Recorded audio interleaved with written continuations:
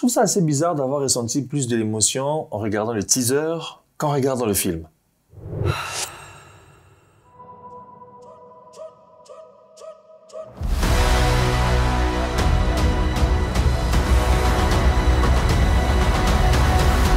Yo, salut tout le monde, j'espère que vous allez bien. Moi je vais super bien, à part que je suis pas dans mon décor habituel et pour cela je tiens à m'excuser pour la qualité du son. Je suis en déplacement pour une production, mais je m'étais dit que j'allais pas rater ça, j'allais pas rater Wakanda Forever. Je devais venir, au moins en parler avec vous, quel est mon ressenti par rapport à ça ou c'est quoi mon feeling par rapport à ce film. Wakanda Forever, c'est un film réalisé par Ryan Coogler, c'est le même réalisateur qui a réalisé le premier. Ce Wakanda était très spécial, pourquoi? Parce qu'on avait perdu notre Black Panther.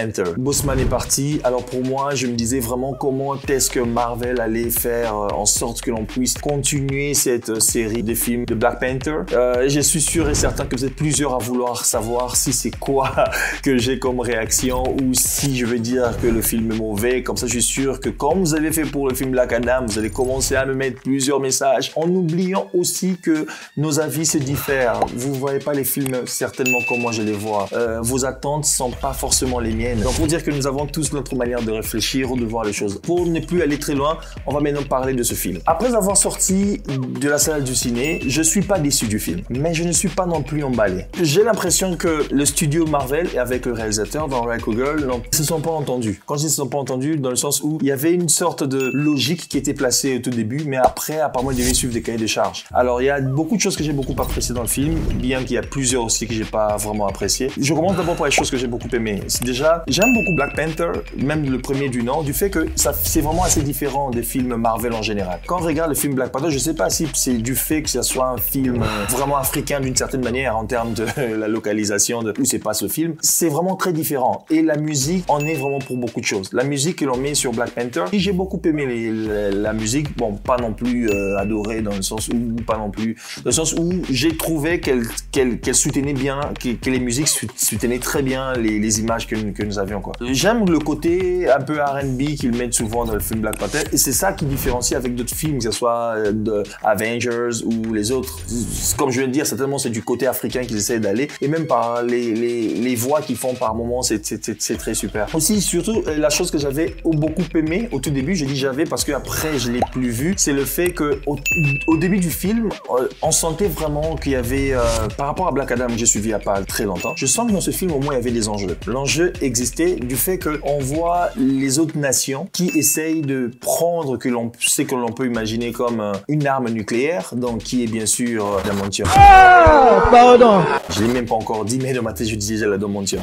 J'ai dit l'uranium encore. Oh, c'est pas l'adamantium, c'est pas l'uranium. Donc on avait déjà toutes les nations qui voulaient prendre le vibranium. Donc ça met déjà de l'enjeu, chose que nous n'avons pas dans Black Adam. Ici au moins il y a l'enjeu premier qui était du fait de vouloir partager cette richesse que le Wakanda avait. Au moins là, on est en train d'aller déjà sur une histoire, il y a déjà un bon fondement et que l'on va bâtir après. Mais malheureusement, après, on n'a pas vu ça. Cette vidéo que je vais faire, ça sera sans spoiler. Je vais rien spoiler, je vais juste te donner mon avis. J'ai beaucoup aimé l'esprit du film qui, au départ, nous a présenté quelque chose dans le fait qu'il y a quand même eu des enjeux au tout début. Mais après, on ne l'a plus senti. Après, les enjeux, malheureusement, on se demande même le pourquoi qu'on avait ça au tout début. Quand vous allez regarder le film, vous allez comprendre. Donc, il y avait une sorte de réunion, je vais pas dire quelle réunion, vraiment du début. Après que la réunion soit passée, on se disait bon que ça va suivre après, mais sincèrement, il n'y avait pas d'importance. L'enjeu qu'il plaçait au tout début, qui était très intéressant, mais qui n'a pas abouti et qui s'est juste arrêté là. À part ça, il y a eu au moins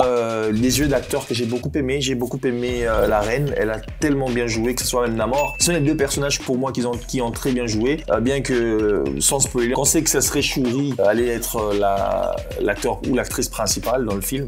Je pense que son jeu d'acteur, j'ai pas vraiment beaucoup apprécié comparé à ces deux autres-là, donc la reine et Namor. Maintenant, si je dois te parler des choses qui ne m'ont pas assez plu, c'est le fait, comme je viens de le dire, on avait, même pas un, plusieurs, on avait des enjeux dans le film, mais à un moment donné, ça s'est perdu. Donc ça s'est volatilisé, ça... À la fin, je me suis dit, bon, à quoi ça servi d'avoir ce meeting-là au tout début si après on voit pas des implications, quoi, on voit rien. Pendant qu'il y a eu... Donc c'était un peu du... Bon, je vais pas spoiler, mais je vais vous donner un peu de l'avis. C'est un peu de Batman versus Superman. Quand il était appelé dans Aller témoigner. Vous voyez, je dirais que cette scène-là, à quel point c'était sérieux. Et on a une scène quasiment pareille au tout début, et ça a vraiment l'air sérieux. Mais après, c'est fini, on n'en revient pas, quoi. C'est... ok, c'est juste pour ça, et pourtant, c'était vraiment bien parti. Autre chose qui m'a pas plu, c'est le fait, comme je l'ai dit là tantôt, que on a l'impression qu'il y avait beaucoup de dilemmes, ou beaucoup de conflits, ou beaucoup d'enjeux. On était allé sur cette ligne. Après, peut-être on est sur cette ligne, et puis on est sur cette ligne. Dans le sens où c'était un film à hommage à Chadwick qui nous a quittés, du fait que c'est lui qu'on retrouve dans le générique et tout ça. Mais c'est des choses qu'on n'a pas trop senti. Voilà pourquoi j'ai même dit au tout début que j'avais beaucoup plus de l'émotion quand je regardais même pas le trailer, mais le teaser. Avec la musique, ça emportait. Oh man, non quoi, j'avais vraiment pensé à l'acteur. Mais le film ne m'a pas vraiment permis de le faire. Du fait qu'il y a eu encore une autre mort dans le film que je ne veux pas dire ses équipes puisqu'il n'y a pas de spoiler. Alors pour moi, je me dis, ok, déjà on avait quelqu'un qui est mort au tout début, et pour de vrai en plus. Hein, et le film est une sorte de hommage à à la personne qu'il était. Mais on tue encore une autre personne assez importante dans le film. Ok, ça efface quasiment presque ce que on était en train de construire. Ou on quitte très rapidement. Je me dis, bon, peut-être qu'ils feront comme d'ici, il y aura des director cuts tout, où on verra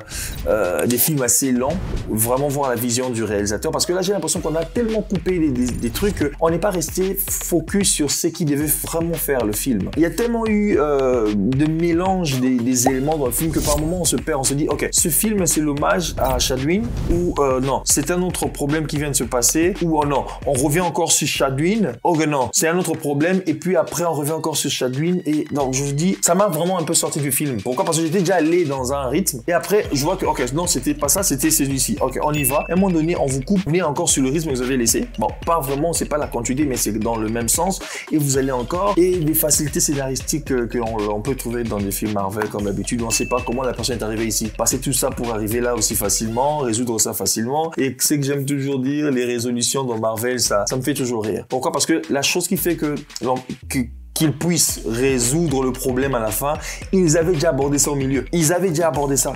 Et on se dit, ok, fallait juste aller ou fallait passer dans ces péripéties ou avoir tous ces conflits pour revenir quasiment sur la chose qui était déjà dite de la même manière, pour maintenant que la personne se remette en question et que dise, ok, au fait, finalement, t'as raison. Bon, c'est assez compliqué pour les films Marvel, comme on dit. Les enjeux sont vraiment assez... c'est pas très lourd à regarder. C'est comme s'il n'y a pas de conséquences. Les gens sont morts, il y a eu des dégâts, mais... Et après on dit, ok, d'accord, c'est bon, d'accord, je fais... Mais pourquoi vous avez fait ça? C'est comme je dis toujours dans le film de The Batman, le tout dernier The Batman. J'aime pas trop la scène de poursuite de voiture. Pourquoi? Parce que, au fait, il y a tellement eu de spectacles dans cette scène. Il y a tellement eu d'assassinats, des meurtres, les gens sont morts. On a eu tout ce qu'on a pu avoir. Pour qu'à la fin, quand ils arrêtent le gars qui le poursuivait, qui disent non, vous êtes trompé, il les laisse et puis il part. Donc il n'y a pas de conséquences. On a tué, on a cassé, puis on s'en va, on va faire autre chose. Par rapport à Batman vs Superman, on a vu les conséquences du combat de Superman et des Zod dans le premier film, qui l'ont suivi jusqu'au deuxième film avec Batman. Vous voyez, là, on sent quand même que c'est du sérieux. Mais de l'autre côté, on se dit, bon, ok, d'accord, ils vont parler, ils vont se battre, et pour qu'à la fin, qu'ils reviennent sur ce qu'ils avaient dit, et puis qu'ils solutionnent le problème pendant qu'on a eu des pertes, des vies, et tout ça. Donc, voilà pourquoi je dis c'est pas fameux. Donc, c'est pas nul, mais ce n'est pas non plus fameux. Je trouve aussi que les 2h40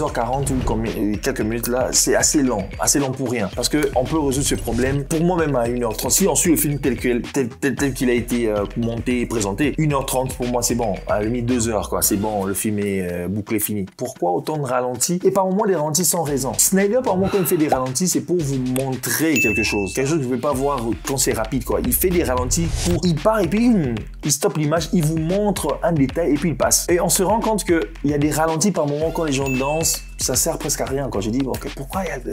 Et puis si au moins le mouvement était assez agréable, c'est celui mais qu'on dit directement à parler de la réalisation qui est vraiment c'est vraiment assez dégueulasse quoi. C'est pas ce qu'il a fait dans le 1. Puis c'est le même réalisateur, je le compare lui-même avec son propre travail quoi. Dans la manière dont il a réalisé le 1, les deux, la réalisation n'est pas vraiment très fameuse. Surtout les combats, c'est pas très bien filmé, par moments on sait pas voir ils se battent comment. Ça m'a un peu dérangé et je ne parle pas de Black Panther dans des chourés. Excusez-moi mais Désolé, mais faites pas le poids, quoi. Par moment, je me suis dit, quand je l'ai vu, elle ressemble pour moi à Catwoman.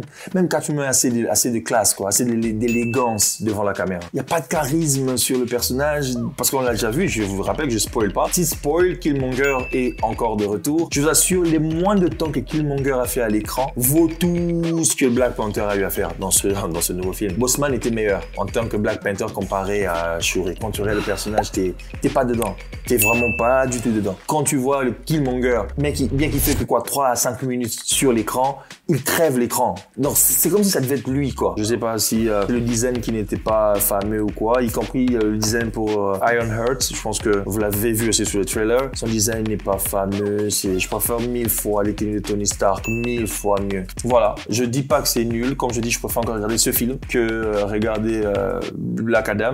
En termes d'histoire, hein, pas en termes d'effets, pas en termes de personnages, charisme, non. En termes d'histoire. Ici, au moins, ils ont tenté quelque chose, mais après, ils se sont perdus. Mais dans Black Adam, pour moi, il n'y a pas d'histoire. C'est juste une femme qui devait faire une connerie, sortir un gars et pas de patata. Mais dans celui-ci, au moins, il y a eu surtout l'enjeu du début. Je me demande pourquoi on n'est pas allé jusqu'au bout. C'est ça qui allait faire le film, pour moi. Hormis Namor. Puisque ça arrive, c'est même ça qui allait conduire encore Namor. Mais après, on les voit plus rien. C'est comme s'ils étaient là que pour introduire le film. Et puis c'est fini. C'est fini. Donc voilà. Prenez bien soin de vous. Allez regarder ce film si vous avez le temps. Et moi, je vous dis à la prochaine pour une prochaine. Bye.